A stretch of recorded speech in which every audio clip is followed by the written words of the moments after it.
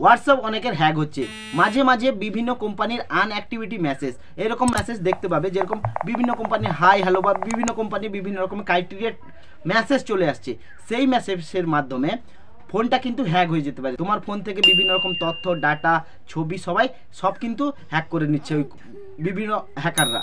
এই হ্যাক হওয়া থেকে আপনার ফোনটাকে কিভাবে সুরক্ষিত রাখবেন, মাত্র হোয়াটসঅ্যাপে এই 3টে সেটিং করতে হবে। এই 3টে সেটিং করলে কিন্তু তোমার হোয়াটসঅ্যাপটা সুরক্ষিত থাকবে, তোমার পার্সোনাল ডাটাটা ফোন থেকে চুরি হবে না। তো এই 3টে সেটিং এক্ষুনি করে নাও তোমার হোয়াটসঅ্যাপে।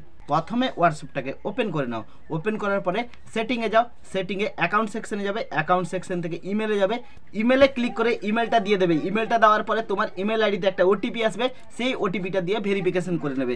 যে কোনো আনঅ্যাক্টিভিটি মেসেজ আসার আগে তোমাকে মেলের মাধ্যমে জানিয়ে দেবে হোয়াটসঅ্যাপ কোম্পানি যে এই মেসেজের কোনো রিপ্লাই দেওয়ার দরকার নেই।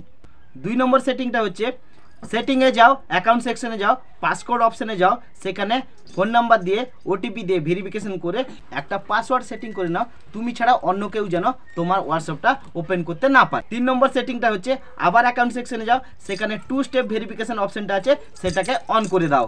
কেননা তুমি ছাড়া তোমার এই হোয়াটসঅ্যাপটাকে অন্য কোনো ব্যক্তি যদি অন্য কোনো ফোনে লগ ইন করতে চায় বা অন্য কোনো ডিভাইসে লগ ইন করতে চায়, সেখানে কিন্তু তোমার ফিঙ্গারপ্রিন্ট লাগবে, তোমার হোয়াটসঅ্যাপের মেসেজ লাগবে, তোমার পাসওয়ার্ড লাগবে, না হলে কিন্তু তোমার হোয়াটসঅ্যাপটাকে সে ওপেন করতে পারবে না।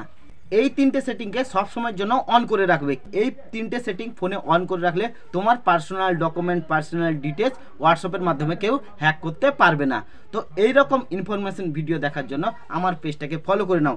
আর ভিডিওটাকে প্রত্যেক ইন্ডিয়ানের কাছে পৌঁছানো দরকার, তাই প্রত্যেকে এই ভিডিওটাকে শেয়ার করো।